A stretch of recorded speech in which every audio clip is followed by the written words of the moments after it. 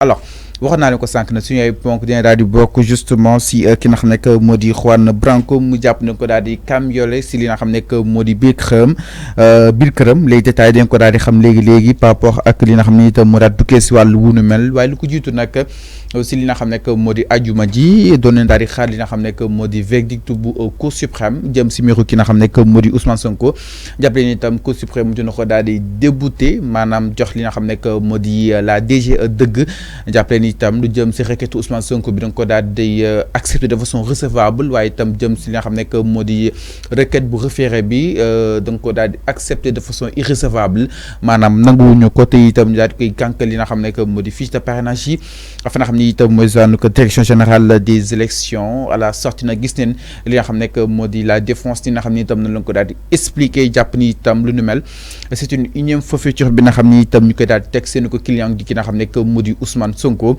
maître Bamba Cissé wax na à travers li nga xam ne moo di benn ko poste jàpp na ni itam du wax ak ki nga xam ne mooy Ismaïla Madior Fall ndaxte jàpp na ni benn ko analphabète la jëm si wàllu ko droit ak jëm si wàllu ko code pénal waaye itam jàpp na ni itam li nga xam ne moo di cour suprême wanante na ni que ni li nga xam ne moo di la justice n'est plus li nga xam ne moo di indépendante par rapport ak décision bi nga xam ni itam juge bi jël na ko donte sax procureur bi jàpp na ni mu daal di koy joxoon Ousmane Sonko de loo xam ni itam da leen koy daal di wàññi alors Arfan doon nañ ko daal di wax yow nga gëmoon que ni li nga xam ne moo di cour suprême dina xaw a changer un peu li nga xam ne moo di la donne et que li nga xam ne moo di Sonko ak ses avocats dañ leen mettre devant li nga xam ne moo di justement seen avenir devant li nga xam ne moo di ak askan wi Sonko bi nga xam ni itam yàgg na ne gëmul li nga xam ne moo di cette justice bi nga xam ni itam jàpp nañ dafay daal di dem 2 poids 2 mesures exactement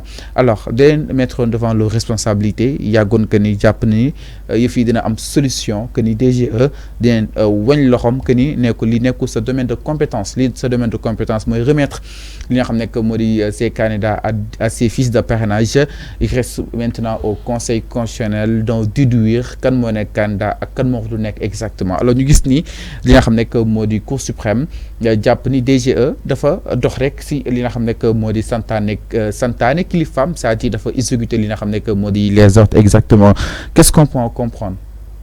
alors donc lu simple parce que waxoon naa ko fii pour rectifier peut-être ci lu ndaw li nga wax dama ne man peut-être musuma ne ils vont rectifier le tir dama ne il n'est jamais trop tard pour bien faire dama jàpp ni que la justice sénégalaise depuis un fort longtemps Ousmane Sonko musul am dëgg fii ci réew mi donc aujourd'hui c'est la Cour suprême mu mën a rectifier le tir mënoon na ko def parce que. amoon nga si yaakaar non bien sûr nee naa la sax Cour suprême est-ce que du ko accepter conseil constitutionnel bañal ko mu nekkoon benn débat bu tànn mën a geew dama ne amoon naa yaakaar ni cette fois-ci la Cour suprême peut rectifier le tir maintenant bu fekkee Cour suprême rendre na verdict comme le vendredi verdict boo xamante ne c'est tellement lamentable ñu jàng droit ont envie de fermer les institutions de droit et les universités au Sénégal parce que lu ñuy jàngale c'est zéro lu ñuy jàngale au Sénégal voilà ce qui a fait peut-être ñu bëri comprendre ne le pourquoi on a allumé wala ñu taal la faculté de droit lii lu mel ni moo tax parce que des gens ñoo xamante dañoo jàng droit ba pare ils n'appliquent pas le droit au Sénégal des magistrats comment un magistrat de la Cour suprême boo xamante ne waxul ñu cour cassation waxul ñu la juge de premier cabinet juge de deuxième cabinet Cour suprême la ñu wax un magistrat de la Cour suprême il donne un verdict boo xamante personne ne sait ce qu'il a dit ci réew bu mel ni Sénégal au 21e siècle laa la wax ces explications des gens qui ont appris le droit ñoo xam ne dañoo jàng droit perdre des années en droit nu mu métier comment on développe un cas de droit demal nga laaj ko les étudiants de première année jusqu'à un master en droit comment on développe les cas de droit dissertation en droit comme lu mu métier ak loo argumenté di andi des articles dugal ko ci biir ba jàpp ni que ni yow tiye aux astres bu boobaa di nga am 15 wala 16 ñu ñëw may la 1 3 wala 4 ñu ne la li nga def du noonu te yow amoo nga ci yaqin ni que li nga def noonu la bay interroger ay articles aujourd'hui c'est ces magistrats là ñooy dem toog Cour suprême de rendre un verdict boo xamante ne les gens même se posaient la question qu'est-ce qu'il a dit lan la wax ñi di xoolante kii lu mu wax un magistrat bu mu ne yan avocat Ousmane Sonko yi de wax ngeen dëgg regarde comment il a développé wax ngeen dëgg ni que la direction des générale des élections amul sañ-sañ bañal Ousmane Sonko mooy fiche de parrainage mu développé yëpp la ba mu teg ci la direction générale des élections liggéey bu muy wax ni liggéey conseil constitutionnel la du liggéeyam la le magistrat était d'accord le juge était d'accord déjà là-bas d'accord na lépp lu avocat Ousmane Sonko yi wax ci côté boobu d'accord na mu ñëw au final ne leen waaye kat yéen kenn du leen jox dëgg voilà au Sénégal la ñuy nag li nga d'accord ci développement nit ki développé yëpp nga ne ko li nga wax waaw kay li nga wax noonu la kenn laam-laamewul li nga wax yow kay yow yaay ci sa dëgg li nga wax noonu la mais man kat du ma la jox dëgg. Donc le juge a approuvé l'intervention des avocats d'Ousmane Sonko. Maanaam jàpp ne ni ñoom lañ wax dëgg la waaye kenn du la jox dëgg exactement. Mais c'est ce qu'il a dit. Les explications peut-être qu'il a eu à avancer nee na li nga xam ne que moo di peut-être DGE day exécuter li nga xam ne que moo di justement cette radiation. Alors aujourd'hui est-ce que DGE elle est encore une fois habilité pour le faire? nee naa la DGE mënoo naa ñàkk wax naa la ko fii. ba nga werante ak man parce que man yow di nga werante en tant que journaliste man ci droit laa ko teg.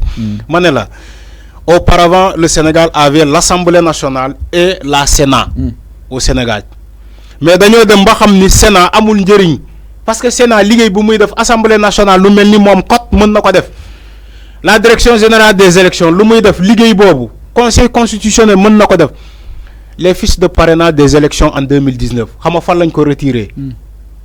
Au conseil constitutionnel ma jox la benn information les fiches de parrainage laa la wax des élections de 2019 bii passé récupéré wuñu ko à la direction générale des élections c'est au conseil constitutionnel lañ ko récupéré te foofu lañ ko delloo ci à réception maintenant liggéey wax ma ban liggéey la direction générale des élections. Mais la direction générale des élections va charger liggéey la def en 2019 des élections mais ma chargé man la waxuma ban liggéey la def des élections en 2019. mais la direction générale des élections ban liggéey la def. L'organisation de ces élections c'est avec le ministre de l'Intérieur. Le ministre de l'Intérieur qui organise les élections c'est pas la direction là. mais fiche yi fa lay jógee amul liggéey fiche yi fa lay jógee ma ne direction générale des élections amul liggéey au Sénégal.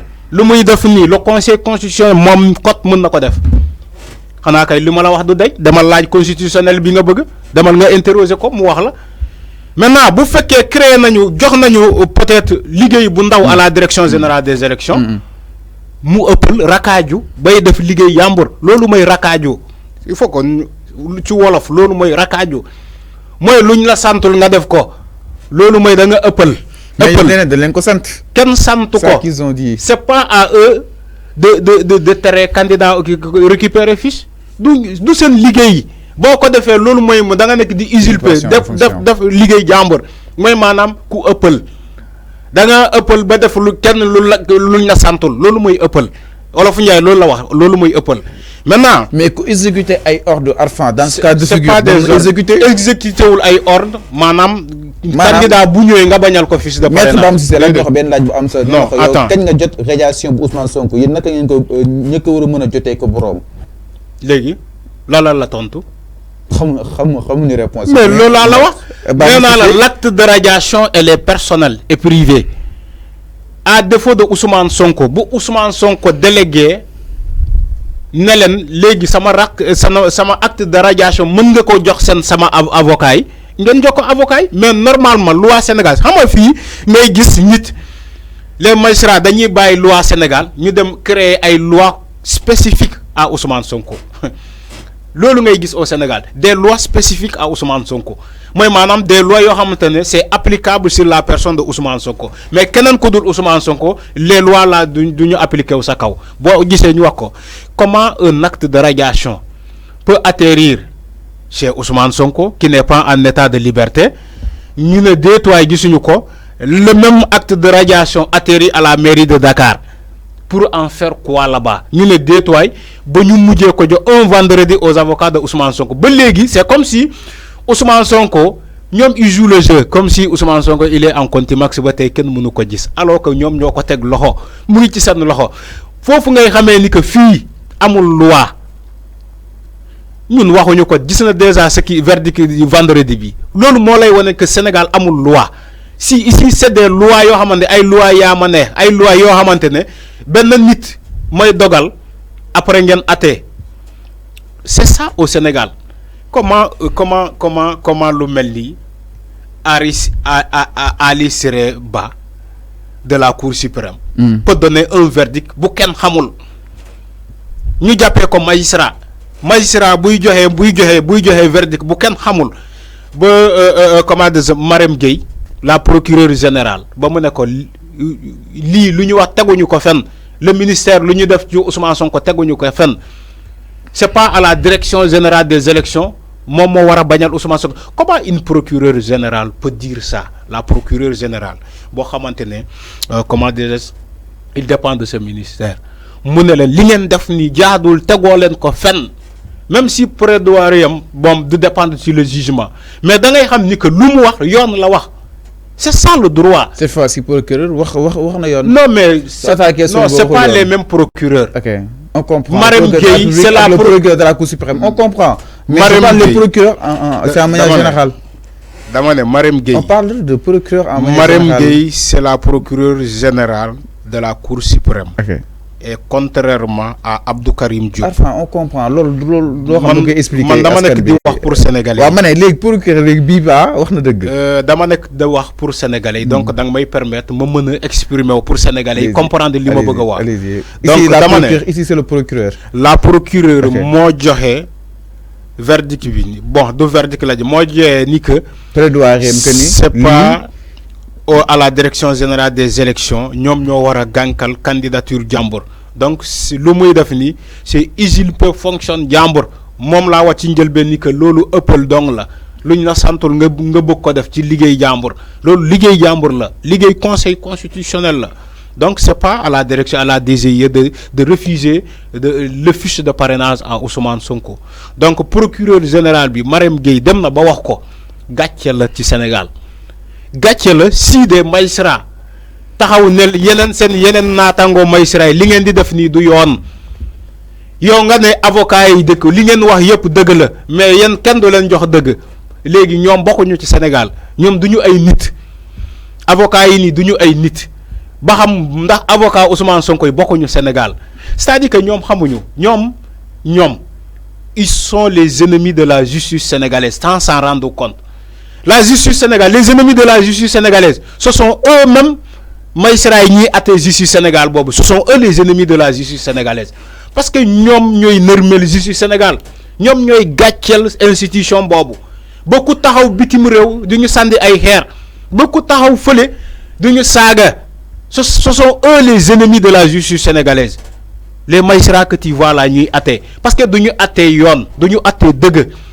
Bu fekkee man d'accord naa ñu ne avocat Ousmane Sonko waxoo leen dëgg mais yow ku dem ba ne li ngeen wax noonu la mais yéen kenn du leen jox dëgg looy maanaam kenn institution la loolu lan la loolu verdict lan politique la wala mais doo ma ne verdict judiciaire la du verdict judiciaire verdict politique la wax ngeen dëgg yow Fallou Sylla nga wax ci wàllum droit ma taxaw ne la li nga wax yëpp dëgg la mais man duma la jox dëgg léegi man lan laa bëgg a wax ci loolu war nga maa laaj yow li nga wax mooy lan da nga ma ne wax naa dëgg mais yow doo ma jox dëgg loolu mooy lan da nga ma war a poser question boobu li nga wax mooy lan. mais juge bi comme loolu la wax. mais juge bi loolu la wax. wax ngeen dëgg vous avez raison. vous avez raison mais ku dem ba ne leen ni ngeen wax noonu c'est pas à la DGE de refuser candidature jàmbur juge bi développe moo tax ma ne la keroog boo ma wooyee ci seen plateau jotaay boobu nee naa la juge bi joxe na verdict boo xamante ne kenn mënul xal ci salle bi les gens se posaient même la question lan la bëgg wax ay magistrat nekk fa yi nga wax joxe verdict boo xamante kenn mënul wax li nga wax. lan ngay insinuer foofu noonu Arfan. mais c'est-à-dire que c'est pas il n'a pas dit le droit tout simplement. c'est-à-dire jàpp nga ni il a reçu des ordres. man waxuma il n'a reçu des ordres dama ne waxul droit xam nga il est animé par quel sentiment. moom moo xam lan moo tax mu wax loolu mais tout sauf du droit. Ali Sereba tout ce qu'il a dit au conseil à la Cour suprême verdict bu mu joxe c'est tout sauf du droit. C'est pas du droit. Et la loi sénégalaise ne dit pas ça. Ngane avocat, c'est vrai que c'est pas la DGIE de refuser, c'est le conseil Ligue constitution, mais yen ken du len jox deug. Ce qui veut dire que en d'autres termes, ce qu'il a dit, c'est yen ken du len jox deug. Lolu c'est tout sauf du droit. Encore une fois, xam nga yag nañu fi ne ñi am nay intellectuels yi jang droit au Sénégal ba paré jeng. Lepp lu muy rendre comme justice, lu ñuy rendre comme justice, c'est du faux. C'est pas affaire de justice, mais c'est de l'affaire politique purement et dure. En commençant par le ministre de la Justice, Ismaïla Madior Fall, deng lu mu wax néna jurisprudence moy en 2019 bu ñuy jox Karim Wade fiche de parrainage ak Karim Wade, Khalifa Sall ak Karim Wade, bobu le jugement n'était pas définitif. Ay ré lañuy def ñi jang droit nek fi depuis 1900 et quelques ba affaire Khalifa Sall ak Karim Wade fekk ñu fi yow nga taxaw ci émission bu melni Senso ne Sénégalais yi moment bu ñuy jox Karim Wade ak Khalifa Sall fiche de parrainage, le jugement n'était pas définitif. Le jugement de Khalifa Sall était définitif depuis 2015. Khalifa Sall non Karim Wade nga bëgg wax. Mané Karim Wade le 20 juillet 2015. Khalifa, c'était définitif en 2018. Si nous fait le rabat d'arrêt. Le rabat d'arrêt était suspensif, n'était pas suspensif. Moi, madame, nous ne pouvons suspendre le rabat d'arrêt. Il y a le rabat d'arrêt de Khalifa Sall. Ok. Le juge, il a un verdict en 2018. À quelques mois, je crois, à 4 mois des élections. Pour nous donner le parrainage. Parce que le parrainage, nous en 2019. Mais pourtant, leur jugement était définitif. Les gens qui ont amnistié en 2016, ce jugement est définitif, non? Mais en 2016, ils ont gracié, Khalifa. Mais nous expliquons, nous gracié en 2016, alors que son jugement n'était pas définitif jusqu'en 2019. Hama Ismaïla Madior Fall moko wax. Ba paré mom mo taxaw ci émission bobu ne len professeur yi ngeen gis ni yépp man ma len gëna gradé, ma len ëpp ay diplôme. Mais pourtant c'est clair, c'est vrai, il a raison. Mo len gëna jang, mo len ëpp ay diplôme. Mais pourtant mom lu muy wax ak ñooñu lu ñuy wax c'est diamétralement opposé. Donc loolu moo gën a tiraté ci droit li